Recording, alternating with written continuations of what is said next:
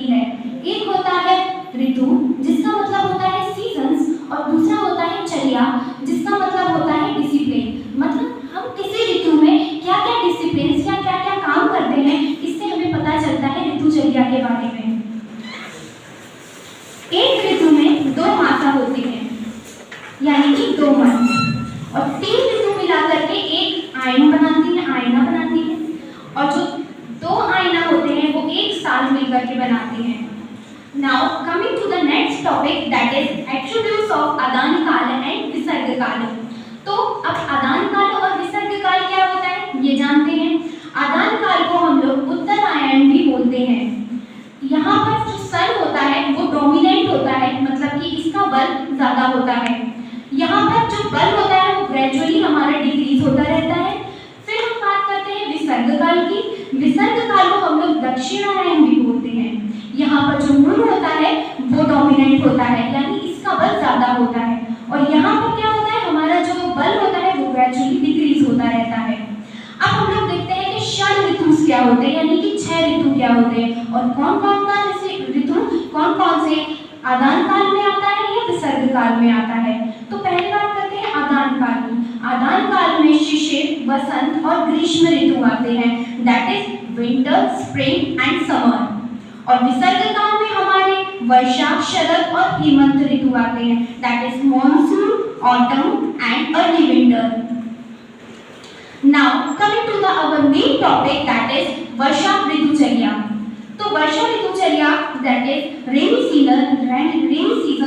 तो ये हमारा स्टार्ट होता है जुलाई अगस्त और अगस्त सितंबर तक।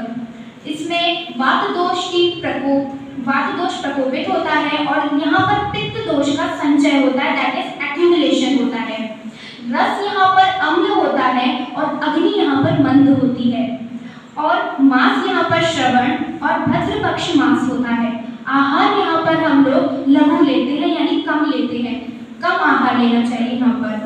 अब नेक्स्ट टॉपिक हमारा आता है पत्ते आहार इन वर्षा ऋतुचर्या। मतलब हमें क्या क्या आहार का सेवन करना चाहिए वर्षा ऋतुचर्या में। तो हमें मधु, अम्ल, लवण और स्निग्ध भोजन का सेवन करना चाहिए, जो वर्षा ऋतुचर्या में हमारा थोड़ी सी ठंडी बढ़ती है।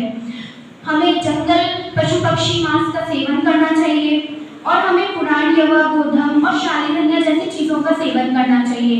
यहाँ पर हमें महेंद्र जल, तापशीत जल और कुंभ जल, दैट इज महेंद्र जल हमारा होता है रेन वाटर, और तापशीत जल जैसे कि हमें बॉइल्ड वाटर होता है वो, और कुंभ जल यानी प्यूरिफाइड वाटर, इसका सेवन करना चाहिए।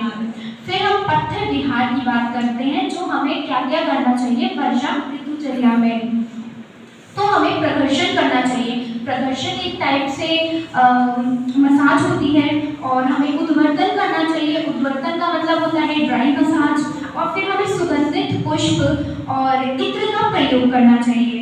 लघु वस्त्र को धारण करना चाहिए। Now coming to the next topic, that is अपत्य आहार एंड विहार। मतलब हमें क्या क्या नहीं करना चाहिए और क्या क्या नहीं खाना पीना चाहिए। तो हमें दिन में सोना नहीं चाहिए वर्षा ऋतुचर्या में, एक्सेसिव एक्सरसाइज नहीं करनी चाहिए, और रेनी वाटर और जो रिवर वाटर है उसको नहीं ड्रिंक करना चाहिए, और सन का एक्सपोजर नहीं करना चाहिए, और सेक्सुअल इंटरकोर्स भी नहीं करना चाहिए। अब हम लोग देखते हैं कि सामान्य व्याधि यानी कि हमें कॉमन डिसीजेस क्या क्या हो जाते हैं वर्षा ऋतुचर्या में।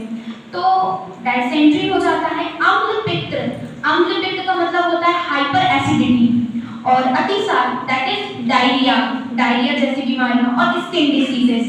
अगर हम इसको मॉडल से कोरिलेट करते हैं तो हमारी सेलुलर और ह्यूमरल एक्टिविटी इम्यूनिटी भी यहाँ पर कम हो जाती है। फिर हम देखते हैं सामान्य चिकित्सा में अगर हम देखते हैं तो हमें बस्ती कराना चाहिए, उष्णध्रुव और हनी का प्रयोग करना चाहिए, गंगाधर चूर्ण और बिलवादी चूर्ण का प्रयोग करना चाहिए। गंगाधर चूर्ण और बिलवादी चूर्ण का प्रयोग डायरिया और डायसेंट्री जैसे डिसीजेस को क्योर करने में किया जाता है। नाउ एट लास्ट हम देखते हैं कि हमारे पूरे टॉपिक का कंक्लूजन क्या निकलता है। तो कंक्लूजन ये है कि हमें ऋतुचर्या का ज्ञान इसलिए होना चाहिए कि हमें ऋतुचर्या के पता चलता है कि पर्टिकुलर वर्षा ऋतु में हमें किस टाइप का आहार विहार करना चाहिए, किस टाइप के डिसीज की कैसे चिकित्सा करनी चाहिए। और ये क्रियाकाल को भी हमें बताता है कि हमारे किसी भी डिसीज जो हो रहा है वो कैसे कैसे फैल रहा है, उसमें वात पित्त कफ कैसे उस पर प्रकोप डाल रहा है, हमें ये भी बताता है। अगर हम एग्जाम्पल लेते हैं हमारी वर्षा ऋतुचर्या का, तो वर्षा ऋतुचर्या में जो वात दोष है वो प्रकोपित होता है, जिसके कारण हमें तेल का सेवन करना चाहिए। अगर हम उसमें तेल का सेवन करेंगे तो ये वात दोष को काटता है। अब आप सब सोच रहे होंगे इसमें तेल का सेवन क्यों करना चाहिए, क्योंकि तेल के जो लक्षण होते हैं वो होते हैं लघु स्निग्ध, और जो हमारा वात होते हैं उसके लक्षण होते हैं तत्र स्निग्ध लघु शीतकरा सूक्ष्म चलो अनिला। दैट इज के जो हमारा तेल है वो उष्ण है, तो जो उष्ण है वो शीत को काट लेता है, और जो स्निग्ध है वो वात दोष के जो लक्षण होते हैं उसको कम कर करके उसको मेंटेन कर देता है। Now I would like to thank Dr. Santosh sir who helped me so much in presenting this presentation. Now at last I would conclude my words